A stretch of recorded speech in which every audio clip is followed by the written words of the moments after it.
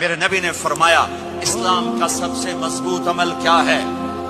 ایو اور الاسلام اوثق. صحابہ نے کہا الصلاۃ، نماز. آپ نے کہا نہیں. جہاد؟ آپ نے کہا نہیں. روزہ؟ آپ نے کہا نہیں. حج؟ آپ نے کہا نہیں. اسلام کا سب سے مضبوط عمل کیا ہے؟ صحابہ نماز. جی نہیں. نہیں. جہاد؟ نہیں. روزہ؟ نہیں. حج؟ نہیں. اچھا یا رسول اللہ پھر کیا ہے؟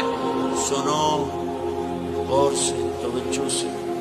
میرے نبی نے فرمایا اسلام کا سب سے مضبوط عمل آپس میں محبت کرنا ہے. اسلام پیغام محبت ہے.